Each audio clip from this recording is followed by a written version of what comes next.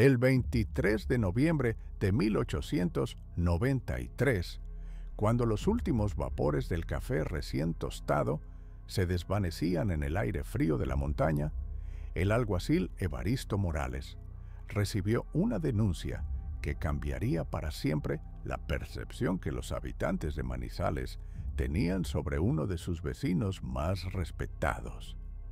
La denuncia llegó a través de un mensaje garabateado en papel tosco, entregado por un niño de la calle que desapareció antes de que pudieran interrogarlo.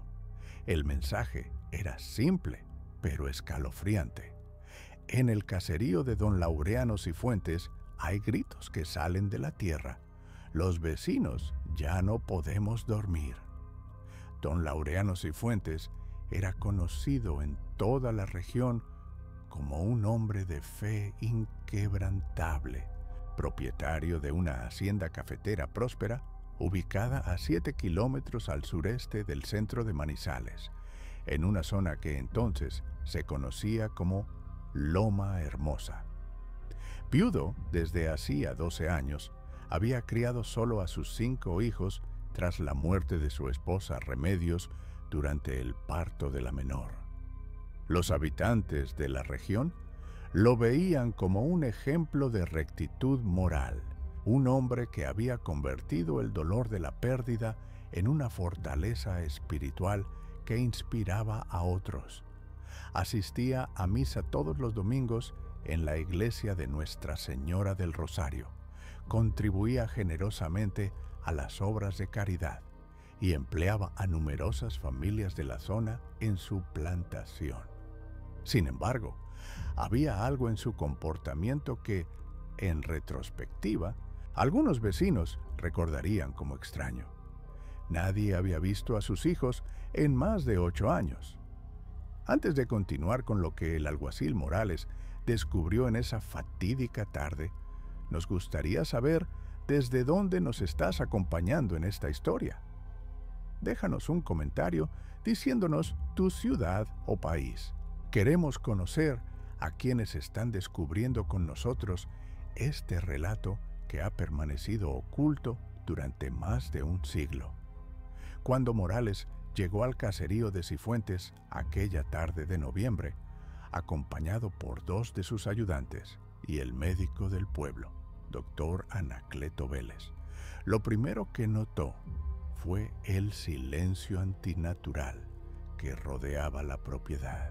Las plantaciones de café se extendían ordenadamente por las laderas, pero no había trabajadores a la vista, a pesar de que era la época de cosecha.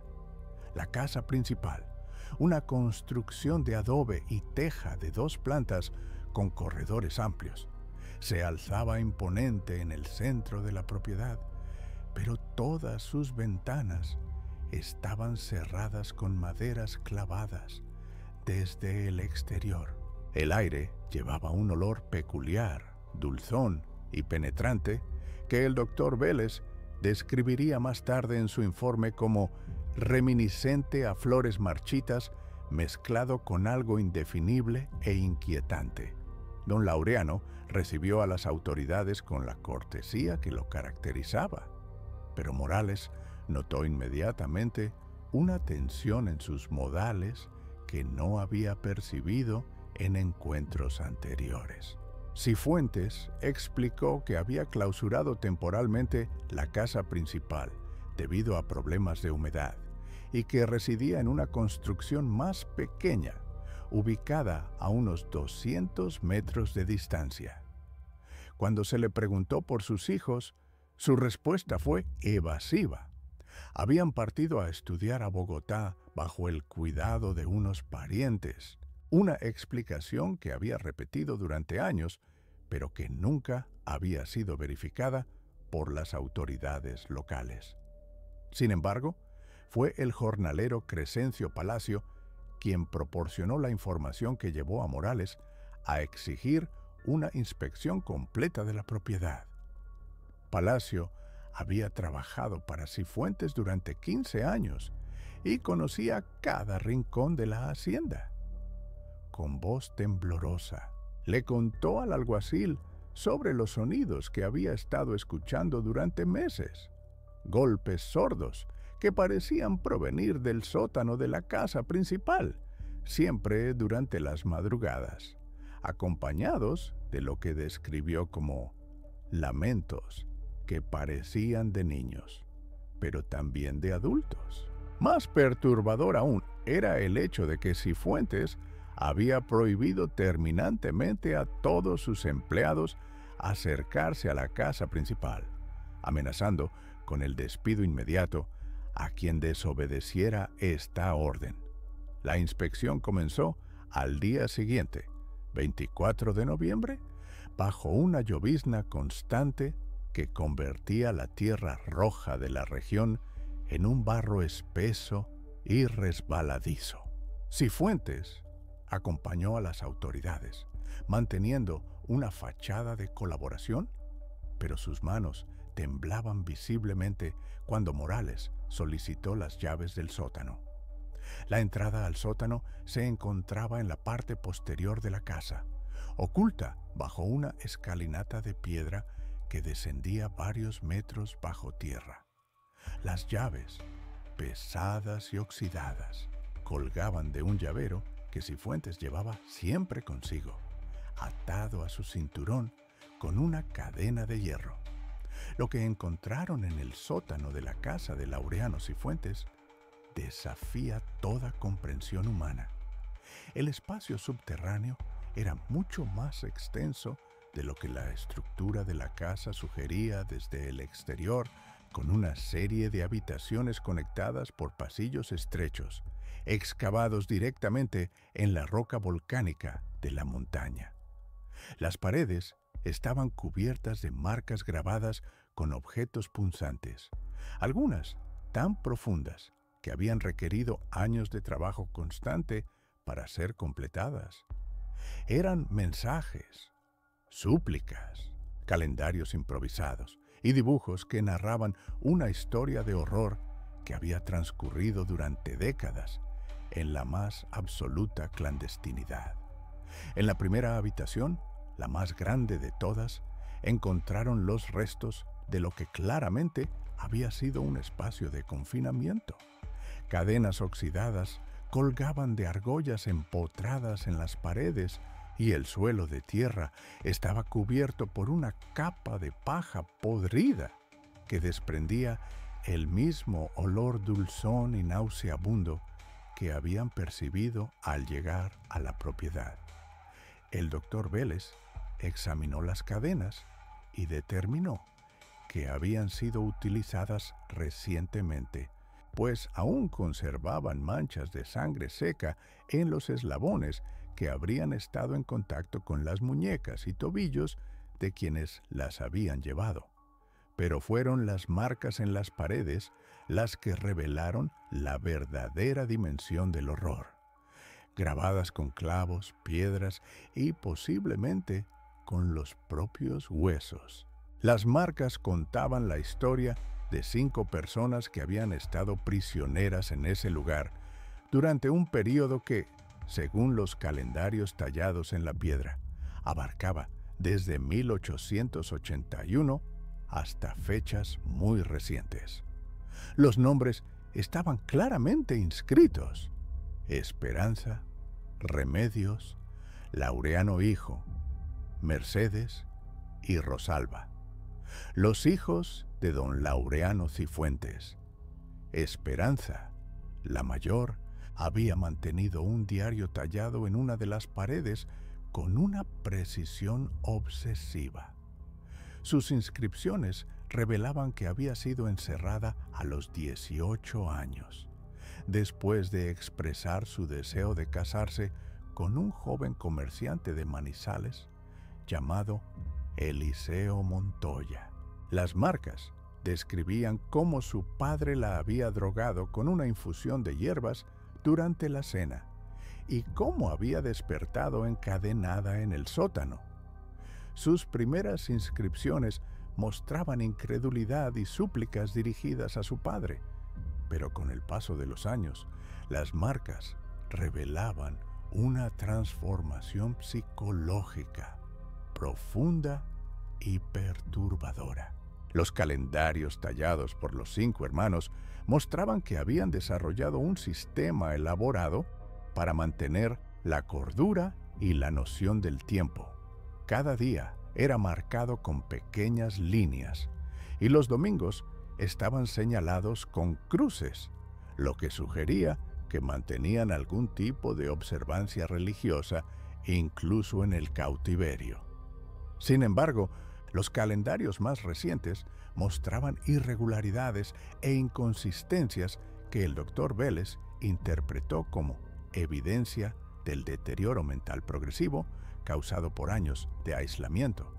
Remedios, la segunda hija, había utilizado una pared completa para crear lo que solo podía describirse como una obra de arte macabra, con fragmentos de carbón y sus propias heces. Había dibujado escenas de la vida que recordaba antes del encierro. La plaza de Manizales durante las fiestas patronales, los cafetales en flor, los rostros de amigos y vecinos. Pero mezcladas entre estas imágenes nostálgicas, había otras que mostraban figuras distorsionadas, seres con múltiples extremidades y rostros sin ojos, que el Dr. Vélez catalogó como manifestaciones de demencia causada por el trauma prolongado. El hermano mayor, Laureano hijo, había concentrado sus esfuerzos en crear mapas detallados del sótano y en documentar los horarios y comportamientos de su padre. Sus inscripciones revelaban un conocimiento íntimo de las rutinas de don Laureano. Sabía que bajaba al sótano todos los martes y viernes al atardecer, que traía comida los domingos después de regresar de misa, y que durante los meses de cosecha sus visitas se hacían menos frecuentes debido a las responsabilidades de la hacienda. Más inquietante aún, las marcas de Laureano hijo sugerían que había estado planeando una fuga durante años, documentando cada detalle del comportamiento paterno para encontrar el momento perfecto para escapar. Mercedes y Rosalba, las hermanas menores, habían sido encerradas siendo aún niñas, y sus marcas en las paredes mostraban una evolución diferente. Sus primeros grabados eran dibujos simples, propios de la infancia, pero con el paso de los años habían desarrollado un lenguaje simbólico complejo que utilizaban para comunicarse entre ellas.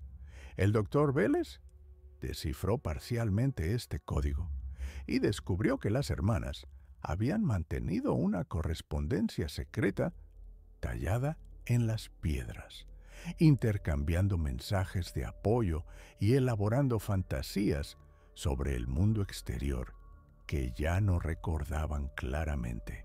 En una de las habitaciones más pequeñas, Morales descubrió algo que lo perseguiría por el resto de su vida. Era una especie de altar improvisado donde Cifuentes había colocado objetos personales de sus hijos, mechones de cabello, dientes de leche, fragmentos de ropa de la infancia.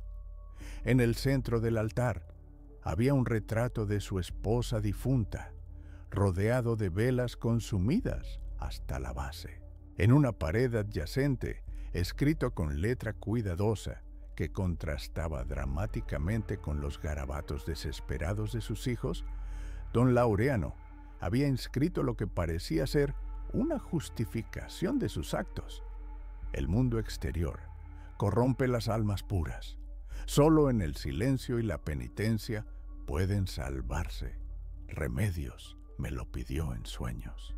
Las autoridades encontraron evidencia de que Cifuentes había estado alimentando a sus hijos con una dieta de subsistencia, principalmente compuesta por mazamorra de maíz, agua y ocasionalmente pequeñas porciones de carne seca. Los recipientes utilizados para llevar la comida al sótano estaban apilados en otra habitación, algunos con restos de comida que se habían convertido en una masa putrefacta que albergaba colonias de insectos y roedores. El doctor Vélez estimó que la cantidad de comida proporcionada era apenas suficiente para mantener vivos a los prisioneros, pero insuficiente para permitir un desarrollo físico normal, lo que explicaba por qué ningún vecino había notado la presencia de adultos en la propiedad. Pero quizás el descubrimiento más perturbador fue una serie de habitaciones que claramente habían sido utilizadas como celdas individuales. Cada una contenía cadenas de diferentes tamaños, adaptadas aparentemente para diferentes etapas del crecimiento de los prisioneros. Las paredes de estas celdas mostraban marcas de uñas y dientes, evidencia de intentos desesperados de escape y manchas oscuras que el doctor Vélez identificó como sangre antigua. En una de las celdas encontraron los restos de lo que parecía ser un túnel excavado a mano, apenas lo suficientemente grande para que una persona pudiera arrastrarse a través de él. El túnel se extendía aproximadamente 3 metros antes de colapsar, sugiriendo que uno de los prisioneros había intentado cavar una ruta de escape durante meses o incluso años. Cuando confrontaron a Cifuentes con la evidencia, su reacción fue desconcertante. En lugar de negar los hechos o mostrar arrepentimiento, comenzó a explicar meticulosamente su filosofía sobre la protección de la pureza moral de sus hijos. Según su relato, había comenzado a proteger a Esperanza después de descubrirla en lo que describió como una situación comprometedora con el joven Montoya. Su decisión de encerrarla había sido, según sus propias palabras, un acto de amor paternal para salvar su alma de la perdición. Cuando los otros hermanos comenzaron a hacer preguntas sobre la desaparición de Esperanza, decidió que también necesitaban protección contra las influencias corruptoras del mundo exterior. El interrogatorio de Cifuentes reveló una mente que había justificado cada acto horrible a través de una lógica religiosa distorsionada. Citaba pasajes bíblicos sobre la obediencia filial y la preservación de la pureza, interpretándolos de maneras que respaldaban sus decisiones. Había convencido a sí mismo de que estaba cumpliendo con una misión divina, salvando las almas de sus hijos de un mundo que consideraba intrínsecamente malvado. Sus explicaciones eran lúcidas y articuladas, lo que hacía su locura aún más inquietante para quienes lo escuchaban. Pero la pregunta que atormentaba a los investigadores era: ¿dónde estaban los hijos de Cifuentes? A pesar de toda la evidencia de su confinamiento prolongado, no había rastro de los 5 hermanos en el sótano cuando las autoridades llegaron. Las cadenas estaban vacías, los recipientes de comida estaban limpios y no había signos de presencia humana reciente en las celdas. Cuando se le preguntó directamente sobre el paradero de sus hijos, Cifuentes simplemente sonrió y respondió: han alcanzado la purificación final. Ya no necesitan protección terrena. La búsqueda de los hermanos Cifuentes se extendió por toda la región durante las semanas siguientes. Se organizaron expediciones a las montañas circundantes, se dragaron los ríos cercanos y se excavaron áreas sospechosas en la propiedad. Sin embargo, nunca se encontraron rastros de los 5 hermanos. Algunos vecinos reportaron haber visto figuras espectrales vagando por los cafetales durante las madrugadas. Pero estas afirmaciones fueron desestimadas como productos de la histeria colectiva que había invadido la región tras el descubrimiento.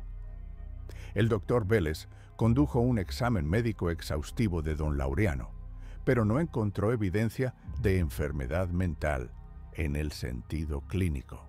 Cifuentes mostraba una capacidad de razonamiento intacta, memoria clara y orientación temporal y espacial normal. Esta conclusión fue quizás la más perturbadora de toda la investigación, pues sugería que los actos de Cifuentes habían sido cometidos por un hombre completamente consciente de sus acciones y sus implicaciones. Durante el juicio, que se llevó a cabo en marzo de 1894, surgieron detalles adicionales que pintaron un retrato aún más complejo del acusado. Varios testigos testificaron sobre cambios graduales en el comportamiento de Cifuentes que se habían manifestado durante los años posteriores a la muerte de su esposa. El padre Anselmo García, párroco de la iglesia donde Cifuentes asistía regularmente, declaró que había notado una intensificación progresiva en la religiosidad del hombre, junto con interpretaciones cada vez más extremas de los textos sagrados.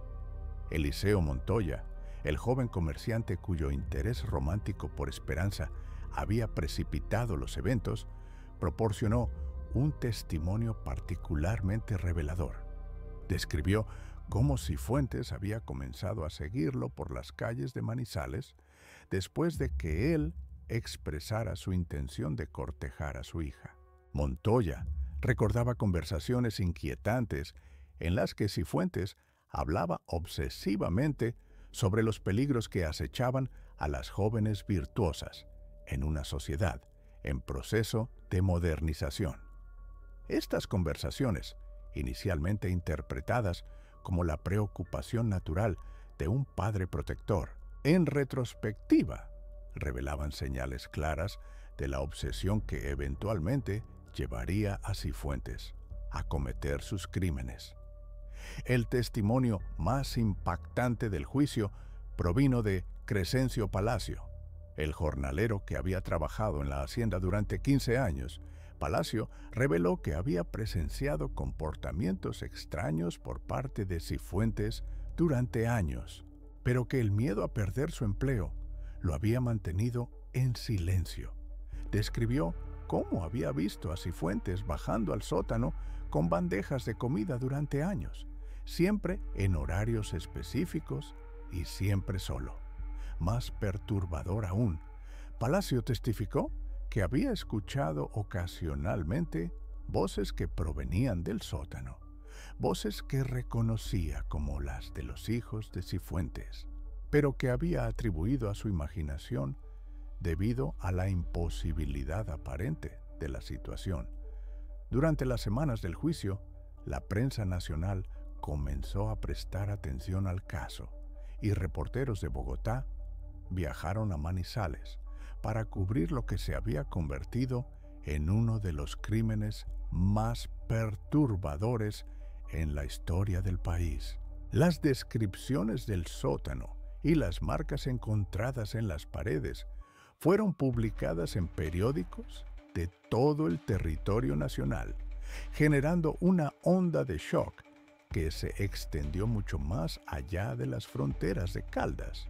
Sin embargo, a pesar de toda la evidencia presentada durante el juicio, el destino final de los 5 hermanos Cifuentes siguió siendo un misterio. La ausencia de los cuerpos creó un dilema legal complejo, pues aunque era claro que habían sido víctimas de secuestro y tortura, no se podía probar legalmente que hubieran sido asesinados. Esta ambigüedad permitió a la defensa de Cifuentes argumentar que los hermanos podrían haber escapado y que su cliente era culpable únicamente de confinamiento ilegal, no de asesinato. El veredicto final fue una condena a 25 años de prisión por secuestro agravado y tortura, una sentencia que muchos consideraron insuficiente dada la naturaleza y duración de los crímenes. Sin embargo, la controversia legal pronto se volvió irrelevante. 3 meses después de su sentencia, Laureano Cifuentes fue encontrado muerto en su celda de la prisión de Manizales. Las circunstancias de su muerte nunca fueron completamente esclarecidas, aunque el informe oficial citó causas naturales relacionadas con un paro cardíaco. Los habitantes de la región nunca olvidaron el caso Cifuentes, y la propiedad donde ocurrieron los crímenes se convirtió en un lugar de peregrinación morbosa y especulación supernatural. Durante décadas después del juicio, se reportaron avistamientos de figuras fantasmales en los alrededores de la antigua hacienda, y muchos lugareños desarrollaron la creencia de que las almas de los hermanos Cifuentes permanecían atrapadas en el lugar donde habían sufrido durante tantos años. En 1915, 22 años después del descubrimiento original, un grupo de arqueólogos aficionados obtuvo permiso para excavar más profundamente en el sótano de la casa Cifuentes, con la esperanza de encontrar finalmente los restos de los hermanos desaparecidos. Lo que descubrieron fue una red aún más extensa de túneles y habitaciones que se extendía mucho más profundamente en la montaña de lo que las investigaciones originales habían revelado. En estas habitaciones más profundas, encontraron evidencia de que el confinamiento había sido aún más sistemático y prolongado de lo que se había imaginado originalmente. Pero quizás el descubrimiento más perturbador de esta excavación posterior fue una serie de marcas en las paredes que sugerían que los hermanos Cifuentes no habían sido las únicas víctimas. Las inscripciones incluían nombres y fechas que se remontaban a la década de 1870, sugiriendo que el comportamiento criminal de don Laureano había comenzado mucho antes de lo que se había establecido durante el juicio. Entre estos nombres estaban los de varios niños de familias campesinas de la región que habían desaparecido durante los años anteriores al encierro de sus propios hijos, desapariciones que en su momento habían sido atribuidas a accidentes o huidas hacia otras regiones. Hoy, más de un siglo después de los eventos que sacudieron la región cafetera de Colombia, la casa de Laureano Cifuentes permanece en ruinas, consumida gradualmente por la vegetación tropical que caracteriza las montañas de Caldas. Los túneles subterráneos han sido sellados por las autoridades, pero las historias sobre el lugar persisten en la memoria colectiva de la región. Los habitantes mayores de Manizales aún recuerdan las historias que sus abuelos les contaron sobre el hombre que parecía tan devoto y respetable en público, pero que había creado un infierno privado bajo su propia casa. El caso Cifuentes se convirtió en un punto de inflexión en la comprensión de la psicología criminal en Colombia, estableciendo precedentes legales sobre el confinamiento familiar e influyendo en el desarrollo de protocolos para la investigación de desapariciones. Sin embargo, las preguntas fundamentales sobre la motivación psicológica de Cifuentes y el destino final de sus víctimas nunca han sido completamente resueltas, dejando un misterio que continúa fascinando y perturbando a investigadores y curiosos por igual. La historia de don Laureano Cifuentes y sus hijos perdidos permanece como un recordatorio sombrío de que los horrores más profundos a menudo se ocultan detrás de fachadas de respetabilidad y virtud, y que la maldad humana puede justificarse a sí misma de maneras que desafían toda comprensión racional.